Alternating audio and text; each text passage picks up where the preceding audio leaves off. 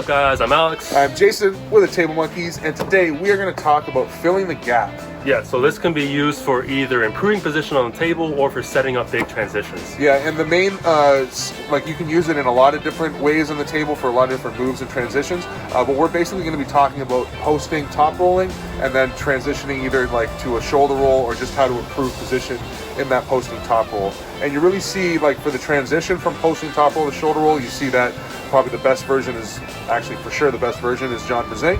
And then you'll see Devin do this same thing when he's trying to improve his position in a top roll. Yeah, right? and you see a lot of beginners make the mistake where they'll hit a top roll and they don't hit the pin, so they give everything up to reset and hit it again, and each time they're losing everything they've gained and they're not improving on their position. Yeah, and the improving on the position is really like, it's you don't want to go for the pin in arm wrestling as much as that seems like the objective. You want the pin to kind of come like just out of the position that you gained, and or you want to get in such a good position like Devin will do that he makes his opponents kind of give up the pin, right? Yeah. And once you understand this kind of forward and back movement in order to improve your position, then understanding the transition from going back to forward just kind of makes, like, it just becomes obvious after that. Yeah, so it comes naturally. So that's why we'll start by teaching the Devin method of improving your position on the table. Yeah. And he teaches us a lot, but we want to go over it again, explain it our way, see if we say it helps you understand it a little bit better. It always helps if someone else explains it,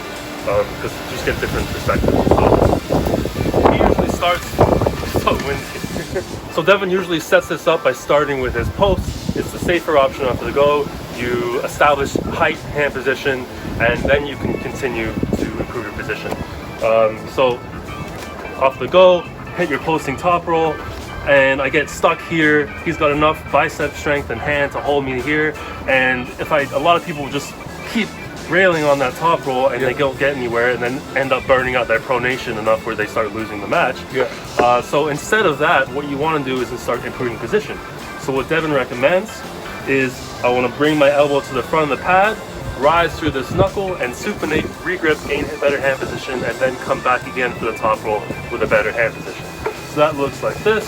Come back forward, get better hand position, and then roll out again for the pin with much better hand position. Yeah, and what a lot of people do when they make the mistake on that is, instead of, after I hit here, instead of like Alex did by coming forward with his elbow, is they come back to basically their original starting position, supinate and rise, which might get them a little bit of hand position, but it allows their opponent to basically get all the position that they just lost back.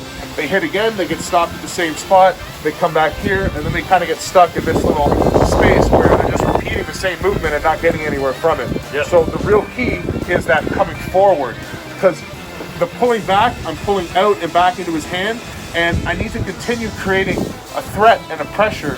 So as I come forward and supinate, I need to find his thumb and start pushing into his thumb and rising up into his hand that way, and then hit again that way. And maybe you don't get the pin right away, but as I keep working that hand, I'm going to be able to get myself in a better and better position where it's either just, effortless to make the transition, or they end up giving up because they're in such a, fatigue dominated position. Yeah, so the key there is maintaining the threat towards the pin pad, towards the side, because a good arm wrestler will notice when there's no threat, when there's a gap in pressure, and he will take advantage of that, and he will move you into a better position for himself and take you out of the option where you can continue improving hand position. Yeah, and that's another thing that people, I think, get stuck with in practice, especially when they're pulling with, like, if you're pulling with a stronger guy who's just holding for you. The stronger guy probably, if you hit and come back incorrectly, I'm not going to fill that gap. I'm just going to let you keep hitting that stop, and you're trying to figure out why it keeps stopping. But if you're against a real opponent, or you try to do that in a match, as soon as you come up like that, I'm going to fill that gap and take you to the other side, and you're going to be like, oh shit, what happened? Yeah. And that's why, like Alex is saying, it's so important as you transition from going backwards to coming forwards that you continue to apply some sort of pressure or threat, which in this situation is usually some sort of sideways threat into their pronation as you're trying to supinate. Right? Yeah, it's easy to understand the backwards threat, right? Because you're posting, but the maintaining the sideways threat as you're supinating is the one that a lot of people often forget about. Exactly, yeah. And again, once you understand that in a like actually on the table position where I can feel this backward forward movement, making this transition like John does, where he's here and then comes over and gets onto his press, makes a lot more sense, right? Yeah. After you start to understand that. So let's kind of just go over that kind of. Yeah, basically, so it's the same principle where you hit for top roll and improving your hand position here, but I'm going to commit my shoulder a lot more. So I'm coming forward and I'm bringing my shoulder over my hand to get in prime position for a press. So when done consecutively in one motion, it'll look like this.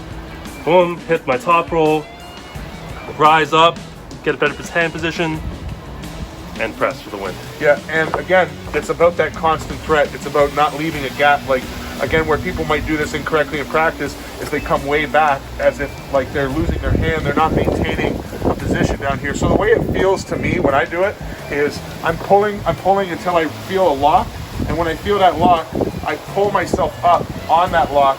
Once I get up high enough that I can start to really push sideways and get my supination in, then I'm trying to get over my shoulder like that. Yeah, and you're land on it. He's pulling himself up with his hand using lat pressure. It's like a pull-up. Yeah. Like Michael Todd explains that well, where he's like doing a pull-up on the other person's hand. Yeah, in order to get himself up. So when he's down here, in order to get himself up, he's pulling himself up to his hand, and then once he's up high enough that he can drop his shoulder down, he's, again, the transition from pulling to pressing is instantaneous and with some sort of other sideways threat, right? Yeah. So that's how you fill the gap, maintain a threat using forward and back pressures to either improve your position on the table or to make sick transitions like John Brzezinski. Yeah, and like we said, there's a lot of different ways to apply this, so we're going to go over this with some other moves moving forward, but leave some feedback in the comments, let us know what you think, subscribe, Like, share, smash the bell, all those things. and Monkeys out. peace!